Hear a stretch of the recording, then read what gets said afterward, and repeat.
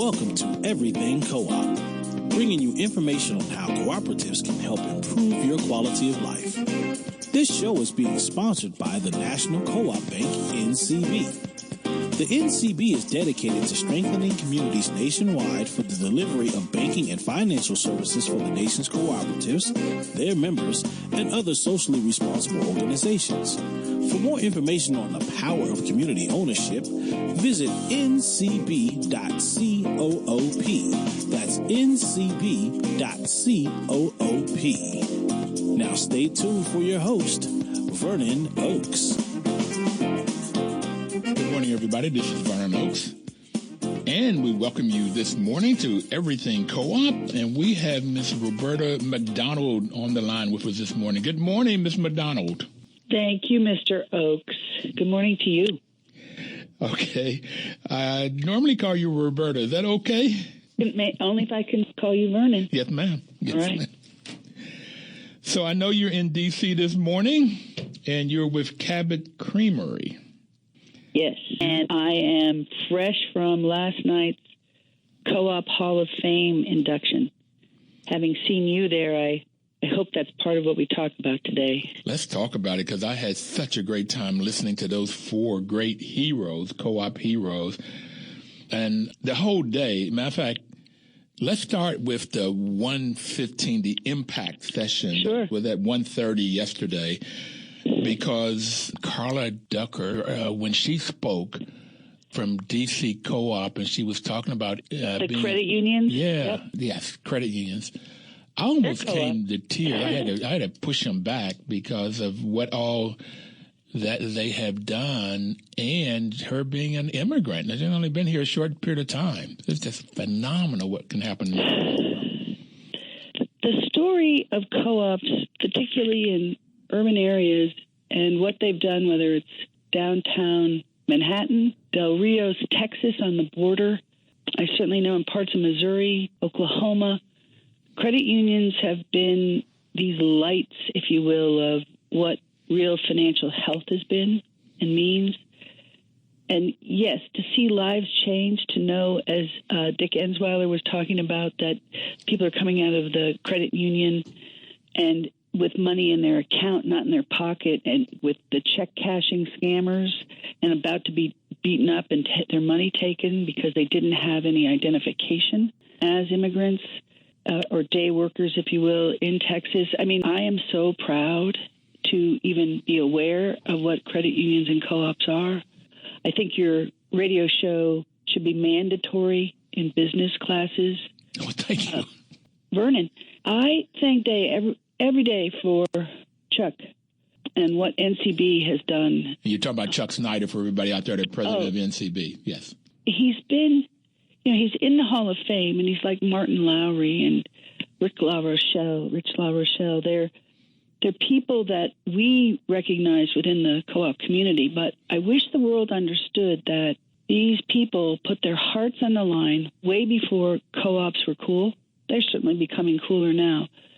But they put money and the reputations of their organizations on the line, whether it was NCB, National Cooperative Bank, or Land O'Lakes, or the National Rural Electric Association, and said, we can do better for our communities, and we are going to do better for our communities. And they did do better for their communities. Yes. I'm so proud to know these people. I want to fill in a little bit on Richard Ensweiler. He was on this show 3 weeks or so ago. We had him on. And the story is that in Texas, people were Mexican, were coming across the border. They were working every day, but they could not cash their checks. They'd have to go to these check cashing places and pay huge amounts to cash their checks and walk out with cash and be subject to people ready to beat them up for their money. Because they didn't have any ID. They didn't have a bank they could go to. And he made it, working with the Department of Justice, possible to get an agreement on what constituted identification from the Mexican government so that these people could participate. More than that, and what people don't realize about a lot of the Western co-ops, it's like the big city. I can think of many people that started, they do it in Vermont with our New Americans. not only do they get the checks in, but they help them start saving accounts. So you're not always borrowing against the next check because you can't make things work. And in Vermont, we figured out lower income people need rides to the doctor, somebody to make calls for them because they're hourly people that can't, like anybody that's a white collar, pick up the phone any time of day and make a doctor appointment for your child or take time off to go. So co-ops are supporting whole lives, if you will. Yes. And I just, that was another example when he was telling me that he had to go to the government to get them their ID. Mm-hmm. And when he got the Mexican ID to show who they were, and as he described them both last night and on the show, that these are family people, they are God-fearing, they go to work, they send back money home to other family members. They're just great people. And I said to him, that's a little bit different story from what I hear from some folks in the White House now. Don't give that any of your attention, all right? Just you say what? Don't give any of that any of your attention. Okay. I know that's what I'm saying. I think what's happening with co-ops, we expect this big visible sea change. We thought we had it made, co-ops as the future, when Enron failed, when the housing crisis came, when it wasn't the co-ops that went bankrupt, it wasn't the credit unions. We can't be bothered with these mean, horrible people. We do everything we can with everyone we know right in front of us, and it will ripple up. It will. We are building tides now. Michael Peck was on the radio program, and you just reminded me, I was talking about the trickle down from the taxes, and he said, no, he wants it to gusher up. Exactly. Okay. Exactly. I like that. And one way of getting to gusher up, and the only way I really know, is through this co-op movement. And that's why I'm so excited about co-ops. And did not learn about them in the MBA program, didn't learn about them. I wasn't on a farm. I really envy people, that some of these people that worked 50, 60 years in the co-op movement, and they knew about it as teenagers. Well, but Vernon, times are changing, dear. I can tell you right now that sustainable entrepreneurship in Vermont includes our CEO, Ed Townley, just did a class last week. Rich LaRochelle and Adam Schwartz have a course at the University of Mary Washington. Christina Clamp is starting one at the Southern New Hampshire, and St. Joseph is always there. But those old saws of they don't know, aren't teaching it in business school, are just that. It's changing. And the change is being demanded by the students who have done their homework. When you talk about high impact, when you talk about reasonable rates for credit cards, when you talk about worker ownership, co-ops are on the rise because it's the right thing for these times. Rich LaRochelle gave me his syllabus and said, please use it. And that's what I like about co-ops, too. And the fifth principle of training education is share information. And I put together a syllabus and gave it to the dean at Howard. Ooh. And he came back and said, with the idea that I would teach it, I taught marketing at Howard for 5 years. And he came back and said, there's no demand. And I think he talked to faculty members. So I've been trying to reach students to see if the students would want to take that. And if I could get 10, 20 students that would want to take it, I think I could get that done at Howard. And that's what I really would like to do. Somewhere I'm going to teach this class. You should. Vernon, get that wonderful MC from last night to do your social media, and you can communicate to the students by listening to what they're watching or the groups they're engaged with. That's how we intersect to bring up the subject of cooperatives in the areas they're interested online. I'm telling you, very few people talk much anymore, and I love that you're a podcast because people can go back and hear your wisdom. But you're pretty much all we have anymore. There used to be a show. There was a Financial Minutes. I know we sponsored that for many years at Cabot when there was more of a marketing arm with CUNA.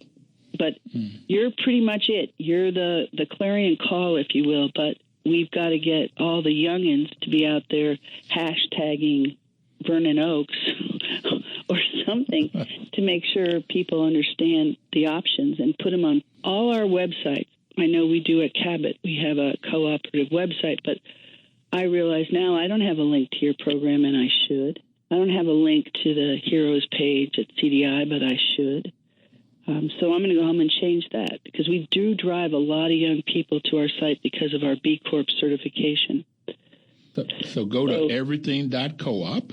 Okay. And that's what you can get. So it's our name of our show is Everything Co-op, and our webpage is everything.coop.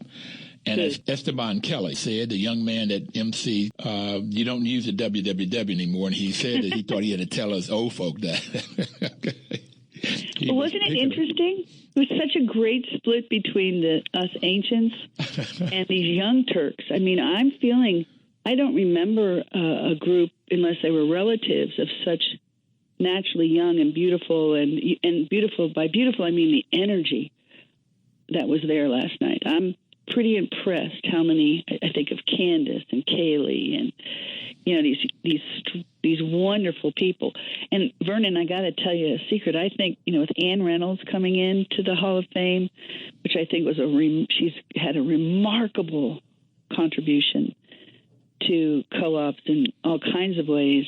And I just think she's just such a great role model for so many women. And if you noticed, more and more credit unions are women directed. It's not sort of the white guy in the red tie, old school leadership. We're different colors, we're different flavors, we're different religions, and more women. It's come out several times that women have been the backbone of the co-op movement in the U.S. And in the white world, the women were the backbone and the white men were in charge. In the black world, women were both the backbone and they had a lot in charge, like Nanny Helen Burroughs right here in D.C., that the black women would come up to the front. So we're seeing more and more women in the front, and that's because they've been there, and that's been mostly, I don't know, if 70, 80% of cooperators have been women. As members, you're saying, and now they're as members. I mean, even in some of the videos we saw, as the men's lives were shown, the number of women in the background, changed. They started being more women, more ethnicities. You can't tell religion by color, but that diversity was apparent in those pictures at the timelines. Yeah, we've got to take our first break, Roberta. Okay, we'll be right back. Everybody, please don't touch that dial.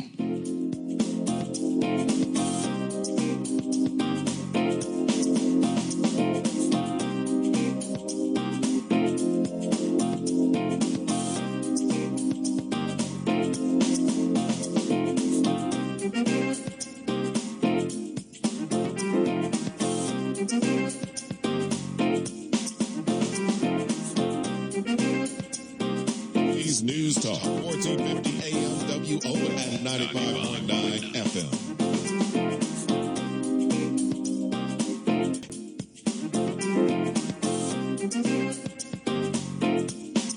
Welcome back, everybody. This is Vernon Oakes, and the program is Everything Cooperative. And we have Roberta MacDonald on the line with us this morning. Roberta has been in and around co-ops for quite a long time. And Roberta, I think you should be in the Hall of Fame, but that'll come. No. That'll come. Oh, yes. Vernon, there are no, and I'll tell you why. I went round and round with this with Liz Bailey, and Richie said it. Our nominee, and who was inducted last night, Dr. Richard Stammer, who his interview with you was fabulous. By the way, I loved that one. I did too. He was such upbeat and so much knowledge. Okay. I'm hoping in time that what is celebrated in the Hall of Fame, and this is just a fantasy, Vernon, is really impact of cooperatives, so that we have Hall of Fame impact. And we would be looking at the results rather than the people. And I believe focusing there is what might raise consciousness about what co-ops do. But that's just a sidebar. I think the change in lives in Del Rios, Texas, is exactly what I'm talking about. The change of lives from Opportunity Credit Union in Vermont is what I'm talking about, where we have just hundreds of these beautiful, various, I think we speak 120 languages in Burlington, Vermont now. but these are people who co-ops are helping them feel that they belong. The Bosnians escaping Muslim persecution in our company. In your company? In our company. And granted, everybody's pretty thrilled to have Christmas holidays off because the Muslims don't recognize that holiday. But these are people who've learned English and our ways, but they're making us a better community, a stronger company. I just want to make sure I understood you right. I'm sorry, Roberta, but you're saying they're coming to your company to avoid persecution? In other words, these are Bosnians who have come to Vermont, and we're fortunate enough to be able to employ some of them. Okay. So we have lots of refugees, whether it's coming through church or state, to our community, which is impossibly difficult. If you can imagine coming from an arid, dry country like Africa, parts of Africa, and you're thrown into, the 10 months of winter in Vermont. But it's the credit unions that are working with, say, Rhino Foods, a manufacturer in Burlington, and I'd say 90% of their employees are new Americans. So they're teaching English, they're teaching financial literacy, and it's all because of the credit union partnerships that this can come about. So that impact is what I would love to see nominated at the Hall of Fame. Do you see what I'm saying? Mm-hmm. Not to diminish it for one microsecond the people that have made such a difference. But I know Ann Reynolds would be the first person to say it's the outcome of what she did in Madison that deserves the attention and should be shared. So we've got Richard Ensweller, who's credit union, and that was in Texas, and getting Mexicans, and Mexican Americans so that they could have financial services, financial products. And then we talk about Ann Reynolds, who's up in University of Wisconsin, who is in education, but she impacted every sector. Okay. Yeah. And you talked a minute about your boss, who was talking about cows and Cabot Creamery. Right, and farm families who, over 1,000 farm families, who entire families, an entire industry in the Northeast depended on the development of the Cabot brand.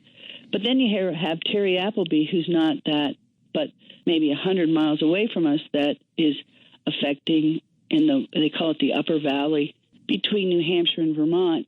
These farmers in the area would not have stayed in business were he not to be about healthy eating and collaborative production. And what a group to come in together last night. Yeah. Powerful. So he was in food co-ops, where we had food co-ops, credit unions, education, and the farmers. And it was just very exciting to be there. Well, Vernon, I was on, if you nominate somebody, you have to sit on the committee that votes to elect, as you know. The selection committee. Yeah, and which I was kind of stunned by.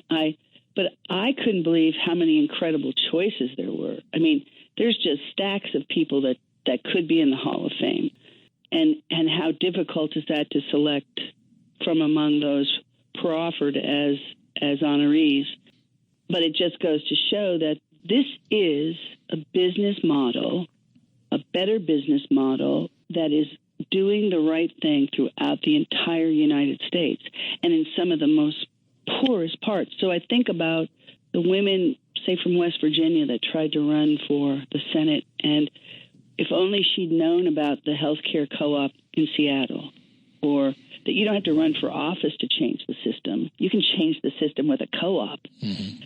And that's the part that I'm thinking is finally going to gel now. We take our problems and we say, those of us that can, we'll try to fix them from our sectors, whether it's housing or power, or that Mike Reiser, I think from Marlboro, Virginia, that has broadband access in rural part of Virginia, and as part of the electric commitment. That's a solution I'm taking back to Vermont. That's a solution any rural part of the country who grapples with the same problem. The big companies don't want to serve rural. Well, that was the start of co-ops across the country, and now it's happening again with broadband. Well, when I was talking about tears coming in my eyes yesterday, or feeling full, when he was talking about that that people in those counties in Virginia, which was right up to West Virginia, and I'm from West Virginia, and I know these small communities, but they've never streamed a Netflix movie. They can't. It's almost like it's impossible. That's a whole nother world. I mean, I kind of watch Netflix every other night stream. So it's amazing that what people don't have that some folks that just take for granted, and they're putting it in. And what was interesting, he said 2 or 3 times, it doubled their balance sheet. That means that they took out much more, twice as much debt as they had before to put this in. And it's a huge risk. Huge risk. And that's a very long-term return model, correct? Yeah. But co-ops are willing to take the long view. Well, that's why when you talked about when the housing market happened, that the cooperators, the credit unions were not putting their customers in these terrible these terrible mortgages, because they know at some point they can't pay them. So the credit unions didn't go under. Well, they're not. Long-term view. Line, it's the member ownership. It's like people have been so, let's see, since co-ops really lost sort of their flavor, I would say in the 50s, when everything went to canned and processed, and we thought we were being smart as Americans and shipping our agriculture around the country in this with hydrogenated oils to preserve them. I mean, we got a little crazy for a while because we didn't know how good we had it. But the beauty about food co-ops is reestablishing that connection to the earth and what's local, and honoring the farmers that provide your food. Just remember that even with climate change, and I don't want to be mean and cruel, but the farmers, the people that have the land, that grow the food, they may not be honored in some parts, but they're going to be the new 1%, the people with water and food, if things don't improve, right? Mm-hmm. But more importantly, where people are stockpiling and storing guns and are afraid, they were afraid. That's what made them vote the way they did. That fear can be eviscerated if you can connect through your community co-ops. It's so simple. You can't scream and yell at somebody that you see face to face.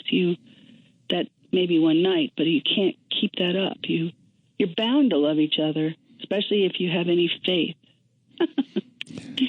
Well, you get into the people and what makes us work, and Jessica Gordon-Nimhard, who has been on the show 2 or 3 times, said that there was some research done that said that when people work together, the body secretes endorphins that cause people to feel better. Yeah. Yeah. And I'm going, and she said women secrete more than men, and maybe that's why women have been in the co-ops world so much, is that they feel good, they feel happy, they produce, and they can help each other and help their community and help their families. It's phenomenal and it's fascinating, and I love it.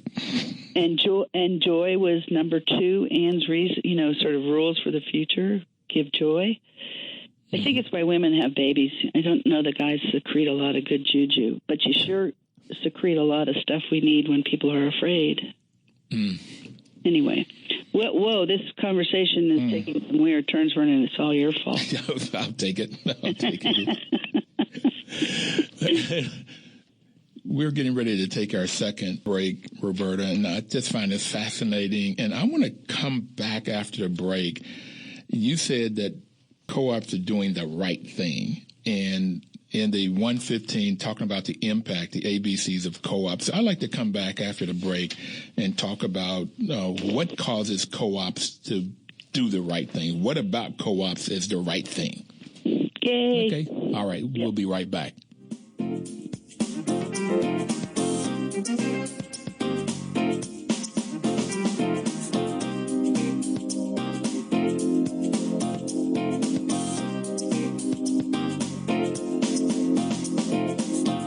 Washington, D.C.'s News Talk, 1450 AM WO at 95.9 FM.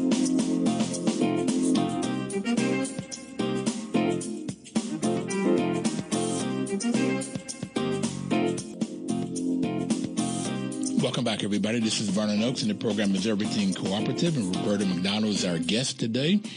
And before we took a break, we said we're going to come back and talk about the ABCs of co-ops and what makes co-op do the right things, or what about co-ops causes the right things to happen for individuals and families and communities and, quite frankly, the world. Roberta, what was your view of this report on the ABCs of co-ops? First of all, we have to thank the Urban Institute, right, for putting it together. Pretty exciting what Brett had to deliver. And that's Brett Theotis. Yeah. I love the documentation of it. We've all appreciated but not been able to articulate well, I think, the financial security, the democratic values. A lot of people don't want to be bothered, so the idea of democracy kind of scares them, is don't make me to ask me to do anything. They don't realize that just lends itself to transparency and direct benefit. So it's changing what democracy means, I think, is part of our challenge, is understanding that that's a benefit and not an obligation.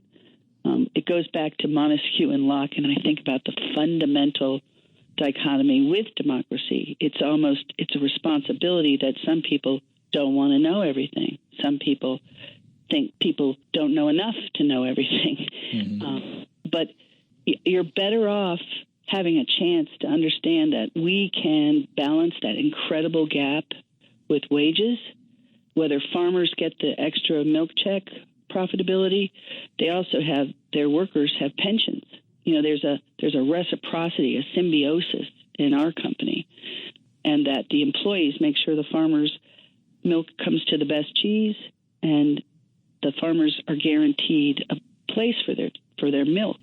And we're not going to be sold, to the highest bidder, the way a lot of startup companies do. Worker-owned co-ops. I think of King Arthur Flour or Gardner Supply in our neck of the woods, and that co-op nature means that everybody is benefiting, and you're not going to put one group of workers or customers out so that the stockholders make more. There's a consciousness to co-ops. It didn't happen to be C, but it was community commitment with C. Mm-hmm. Well, I liked even the first in the ABCs, the access, that cooperatives can increase access to affordable quality products, service, supplies, and markets, lowering the costs and serving markets and communities historically seen as higher risk for the underserved. It's not even underserved. I think we're all underserved now in this economy. There isn't, unless you're in the 1%, you're underserved, because unless you're dealing with cooperatives. Look what Howard Brodsky did, not just his new Co-ops for a Better World and this synergy online, informing like co-op employees what the benefits of cooperative are, but he gave mom and pop stores around the country access to the same prices that the big box stores benefit because they have such volume. He's affording that volume quotient, the way ACE is, to allow Gina Schaefer and her husband Mark to have great number of DC, I think it's 12 ACE hardware stores, so that they can hire people who are coming out of prisons and have pledged to get off drugs that were made so easy to obtain to oppress people. They're making their communities stronger by selling hardware. I mean, Isn't that exquisite? Well, and Gina Schaefer's been on a couple of times. I call her a cheerleader because you would not expect her at a hardware store. And they do such a great job. To me, Gina, and I think of Kaylee Howard's one-arm paper hanger for Co-ops for a Better World, these young women, to me, it's not just cheerleader. I think that's women cheer and men sort of just nod their heads affirmatively. And I know I embarrass some of my fellow men because I think I'm in a Baptist church when I listen to co-ops. It's always, yeah. Amen. Amen. Hallelujah. And I know that's not polite or done but anyway, that what Gina is she wears her purpose on her sleeve. It's not just something we talk about.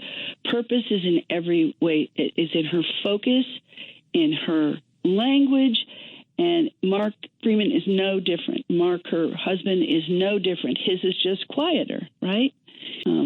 What a commitment. Absolutely. So that gets to the A was access, the B is business sustainability. And you've already hit on a lot of that. Firms survive on profitability through higher and less volatile revenues, making the long-term decisions. And they can compete with multinational, the Walmarts of the world, or whoever is selling, Home Depot selling carpet. Brodsky is helped by buying volume, these purchasing co-ops, buying volume, Ace Hardware. And he's doing it brilliantly. He's really just contracting for a price. So he doesn't have to build warehouses. He doesn't have to get into distribution systems. It's really an incredibly shrewd business model. I mean, it's shrewd. There should have been gotten all the way to S for Howard. Shrewd. That's how I feel like Chuck. Shrewd. These men are fortune tellers. They're prescient, and they believed in something the way many of the leaders in co-op housing in Manhattan have done. There's so many names that I've lost in my memory that all made it happen. What I was going to take you to, though, if I could, is from the growth. I think growth was almost attached to the ABC, so he got through G. Co-ops, for me, they don't have to grow; they have to serve. So if the community's not growing, I mean, it's a different world. But what you can assure is, if you want to start a business, what you can do, and what the cooperative development centers are doing, and what CDI does in the Northeast, is it's more and more interest to me, these worker-owned co-ops, that if Sam Walton had known about co-ops, I think Walmart would be a very different company. And I'm still working on his daughters. Instead of investing in Crystal Bridges anymore or American artwork, let's invest in your workers. Let's give them not only better wages and services, but why not stock? Why not look at it more broadly? And that's the challenge. We, as a company that benefits from selling through Walmart, also, as much as food co-ops, we honor all forms of selling just to benefit our farmers, right? But in an ideal world, we're always carrying the water about co-ops to the table, to when we know the owners of these stores. If just to try, just to try. So So we talked about the ABC. You talked about Democratic already. So you got the D. You talked about the F and G. I want to talk a little bit more about growth and come back to E in the ABCs of co-ops. The growth is, and you've hit it already. A lot of it is not like growing your business, like going from a small store to a larger store to national and then international. It's growing the community. That's what I like about it. It's economic multiplier effect that in a co-op, whether it's a food co-op or worker cooperative, the people live and work in that neighborhood and they spend their money. Instead of in a lot of black communities, when I took economics, is that the money may not even turn one time because they get their paycheck, will pay off their bills and buy stuff before they even get home. But with the co-op, people live and work in that community, and then you get the multiplier effect of 5 or 7 times that money turns in the neighborhood. And that gets that multiplier effect going to increase community investments, local jobs, and local procurement. That's the growth part of it. Vernon, any store in a small town or any businesses in a small town probably feel they have the same multiplier, whether they're co-op or not.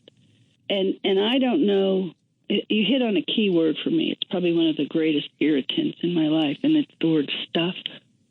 I often wonder what we value and where we spend money.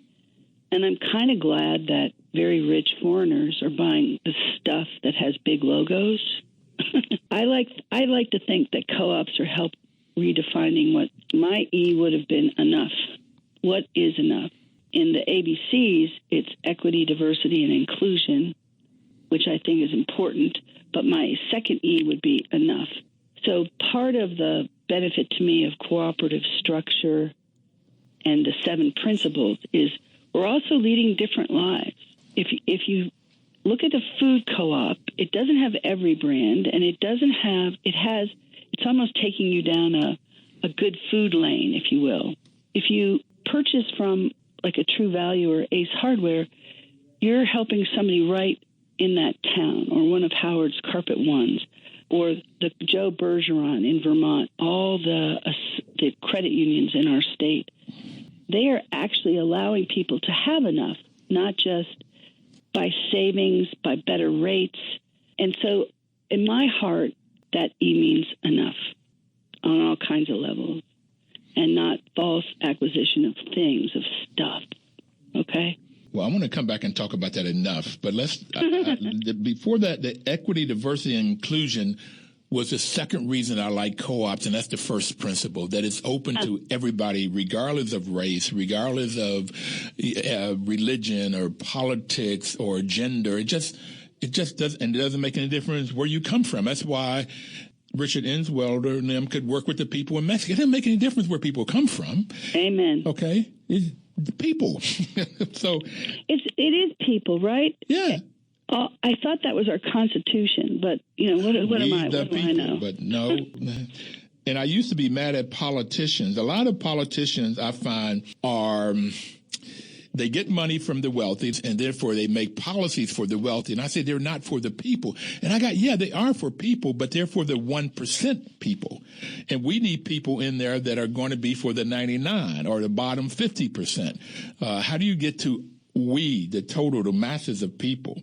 But I like the co-op and this equity and diversity and inclusion, that minorities of whatever or low-income communities can join the co-op and have a voice and have a say and have leadership opportunities, that they can move up based on skill set and character, as opposed to your race or your politics or your religion. So, yeah, we can preach on co-op here. Okay, go ahead. Well, no. You're saying something that's even beyond co-ops, though. That's the equality, diversity, inclusion is either one of our biggest, greatest sins as a country. I think how we came to these shores, and how ironic it is that some people trace and value their lineage back to the Mayflower, which just cracks me up, whereas the ones that trace it back to the tribes they trampled aren't recognized.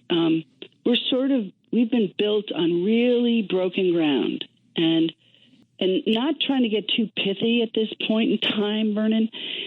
I love that co-ops have included that in their. It's not in the principles, but I love in the ABCs, you're saying something very important. And I only recently, after Black Lives Mattered, really appreciated what you're saying, because my only prejudices I felt in my life were being female, and everything was a flirtation. And if I said something at a meeting, I heard a guy say the same thing 3 minutes later, and all of a sudden he was heard. And we'll come back and get you heard, but I've got to take my last break.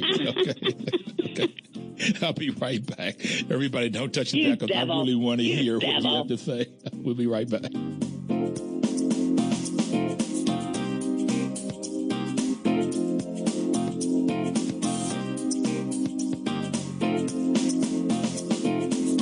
News Talk 1450 AM WOL at 95.9 FM. Everybody, this is Vernon Oakes, and the program is Everything Cooperative. And Miss Roberta, you were talking about being a woman, and sometimes, my wife would tell me this. We both work for Cummins Engine Company in Indiana, and she said that she would say something in a meeting, and nobody would hear her.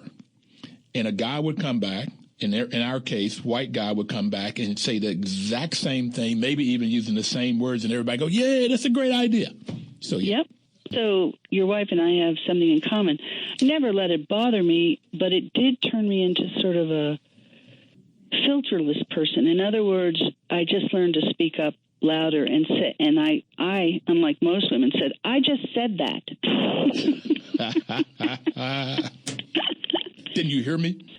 Didn't you hear me? I'm sure I really appreciate your support, George, for repeating what I just said. But I would say it in a sort of a comic way. But that's so petty relative to equality. But it's really not petty. It's not. I feel petty. Well, here's why I say it's not, because being an African American in the United States, whenever racism showed up, whether it was not being heard or not getting the job or not getting the promotion or somebody calling you the N-word while you're driving, however it showed up, it affects the consciousness. It affects the person. And in some cases, if you went on the offense, too often people will go on the defense and they'll take it, and it robs them of their growth and having this self-worth and this confidence. That's a very important point, Vernon. I wish, you've got some gems that you lay down. I wish there was a way to embroider them on shirts, and that would be one of them. What I also want you to respect from my background is the only prejudice I ever witnessed or was subject to, besides this later in life woman thing at the board table, was I was raised all over different countries. My dad was in the Army. So the only prejudice I knew was I couldn't date the sergeant's son. I couldn't date the colonel's son. I could date captain's children. The military gives you a different sense. It's almost like somebody has to be oppressed in some form or another. It's more like the class system. You have to mingle within your class, whatever that class is. Exactly. And it felt, have you ever spent much time with Indian folks who are in business who escaped the caste system? I mean, we're nothing compared to there, where everybody actually looks the same, but for some reason, some are crawling on the ground eating dirt and others have gold. The world, why do we have to do that? Okay, so let's not go down that lane. Well, I got it. Before you change it a minute, I had a student at Howard that was from India, and she had to marry the persons her mom said she had to marry. And that was so, and she dealt with, and we were close enough, she would talk to me about it, and the fear, because also the fear if they got the wrong man, he could literally kill her. Okay. I mean, it was such a different world, and the stuff that people have to go through. And yet India has many co-ops, okay, Vernon, so you... Yeah. And it has many people with many different kinds of things. And this is why I like the co-op world with this first principle and this E in this ABCs of equity, diversity, and inclusion. Vernon. Thank God NCB sponsors you. I'm so glad you can cover so many different subjects from such a poignant point of view.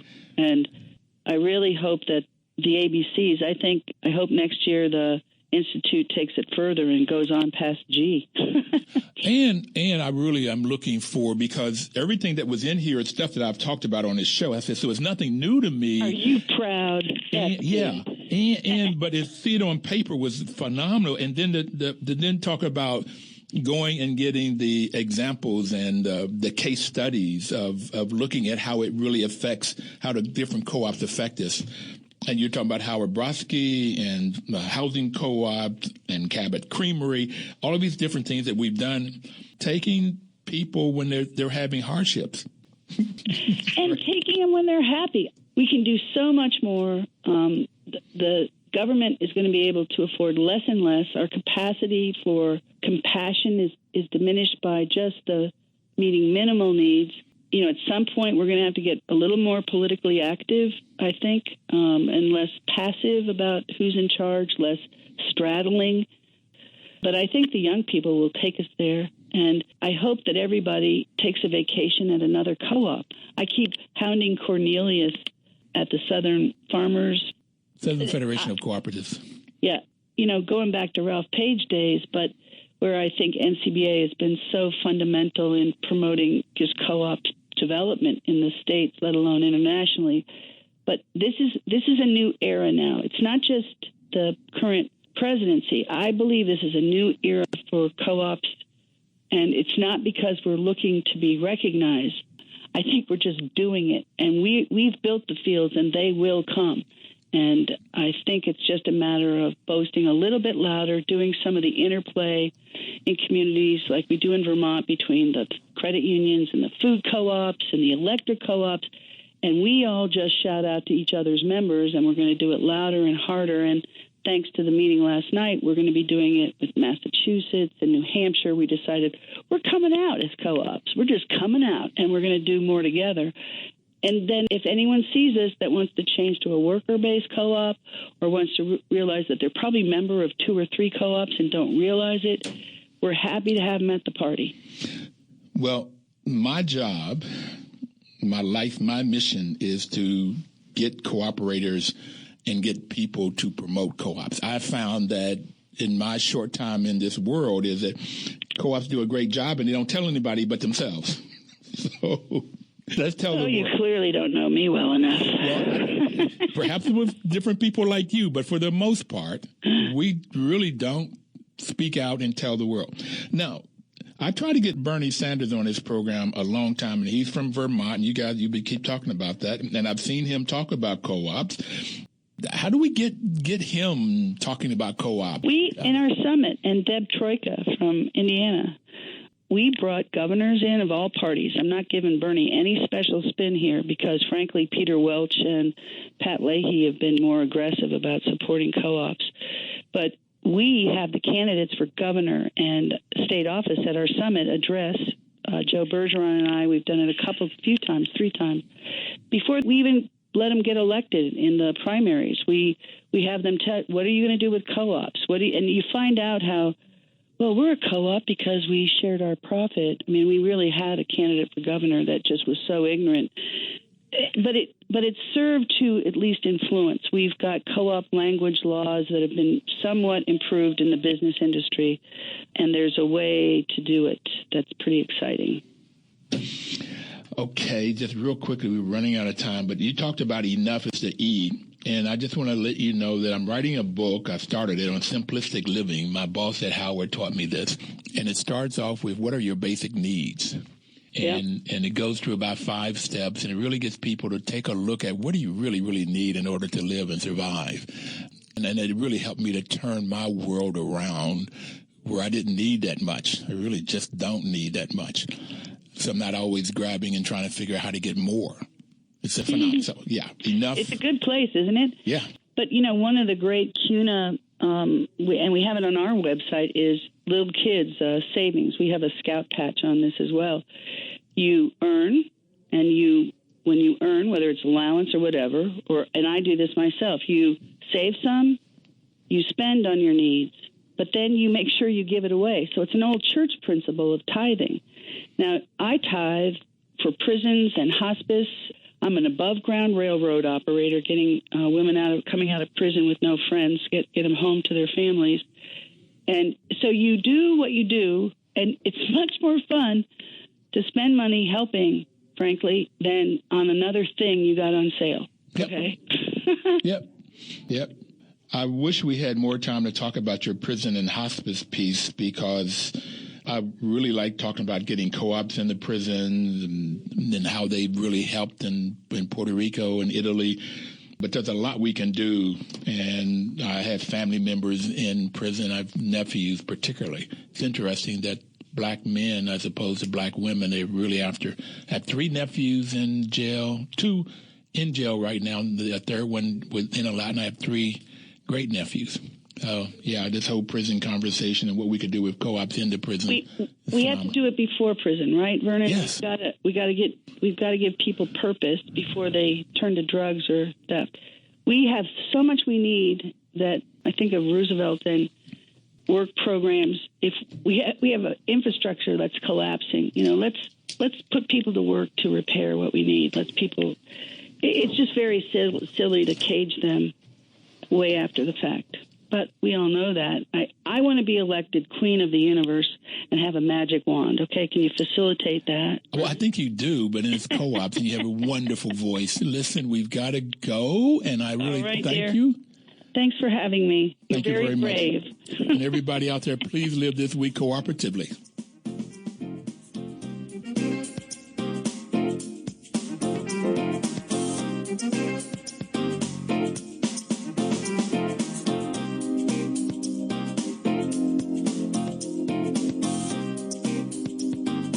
Washington, D.C.'s News Talk, 1450 AM WOL and 95.9 FM.